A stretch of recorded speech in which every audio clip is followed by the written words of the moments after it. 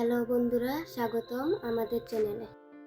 আজ আমি আপনাদের দেখাবো কিভাবে খুব সহজে ঘরে বসেই তৈরি করবেন সুস্বাদু টমেটো কেচাপ, যেটা হবে একদম বাজারের মতো। চলুন আগে দেখে নেই কি কি লাগবে। আমি এখানে নিয়েছি 1 কেজি টমেটো। টমেটোটাকে আমি ভালো করে ধুয়ে কেটে নিয়েছি। এখানে আছে আস্ত দারচিনি, 2টি লবঙ্গ, 3টা এলাচ, হাফ চামচ জিরা, হাফ চামচ গোলমরিচের গুঁড়া, অল্প একটু জয়ত্রী। এখানে আছে 3 কোয়া রসুন, একটা মাঝারি সাইজের পেঁয়াজ, কয়েক টুকরা আদা। এবার আসল কাজ শুরু। আমি 2 কাপ পানি দিচ্ছি। আপনারা ভিডিওটি শেষ পর্যন্ত দেখুন, তাহলে আপনিও পারফেক্ট টমেটো কেচাপ বানাতে পারবেন। দেখলেন তো আমি 2 কাপ পানি দিলাম। এখন এই উপকরণগুলো পানিতে দিয়ে দেব। এবার এটাকে ভালো করে জাল দেব। 2 কাপ পানি যখন 1 কাপ হয়ে যাবে তখন আমি নামিয়ে নেব। এখন আমার পানিটা শুকিয়ে গেছে। এবার আমি নামিয়ে নিচ্ছি। পানিটাকে আমি ছেঁকে নিচ্ছি। আপনারা চাইলে এই গোটা মশলাগুলো দিতে পারেন, তবে আমি দেব না। এবার টমেটোগুলো কড়াইয়ে দিয়ে দিলাম। এই পানিটা আমি টমেটোর মধ্যে দিয়ে দিচ্ছি। এবার দেব পেঁয়াজ, রসুন আর আদা। এবার পরিমাণ মতো লবণ দিয়ে এটা ভালো করে সিদ্ধ করে নেব। লবণটা দিলে তাড়াতাড়ি সিদ্ধ হয়ে যাবে। আমি একটু রেখে দিলাম।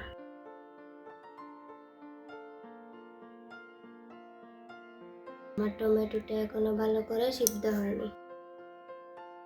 এই পর্যায়ে আমি দিয়ে দিচ্ছি 3টা কাঁচা লঙ্কা আর 3টা শুকনো লঙ্কা।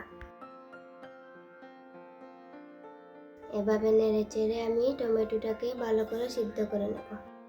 জালটাও একটু বেশি করে দেব।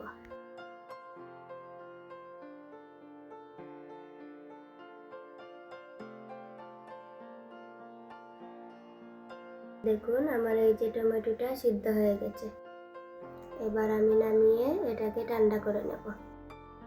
আমি টমেটোটাকে ঠান্ডা করে নিয়েছি। এখন আমি এটাকে ব্লেন্ডারে দিয়ে ব্লেন্ড করে নেব। ভালো করে ব্লেন্ড করতে হবে।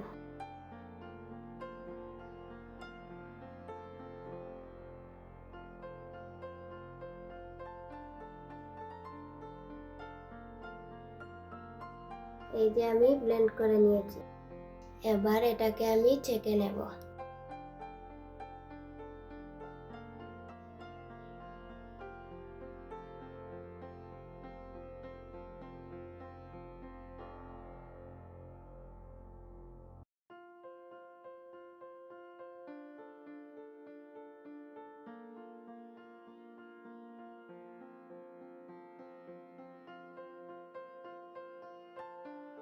এখন মনে হচ্ছে এখনই হয়ে গিয়েছে। এখন আমি এটাকে জাল দিয়ে নেব। এবার টমেটোটা দিয়ে এটার মধ্যে দিয়ে দেব পরিমাণ মতো চিনি।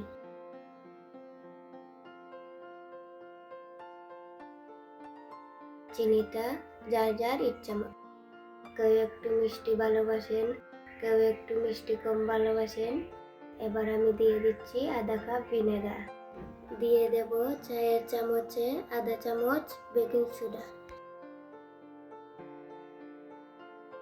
এবার শুধু নাড়তে হবে।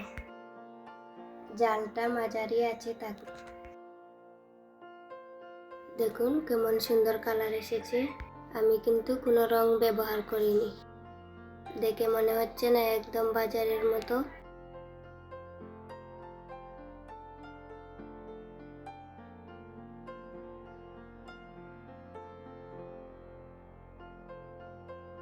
আমার কেচাপটা প্রায় হয়ে এসেছে। এবার আমি একটা প্লেটে নিয়ে দেখব হয়েছে কিনা।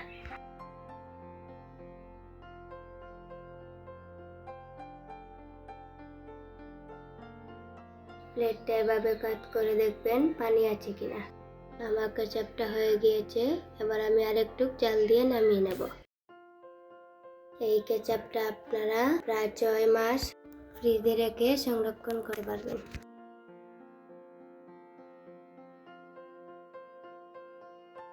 দেখুন তো বাজারের মতো লাগছে কিনা। দেখেছেন কত সহজেই আপনারা ঘরে বসে বানিয়ে নিতে পারবেন।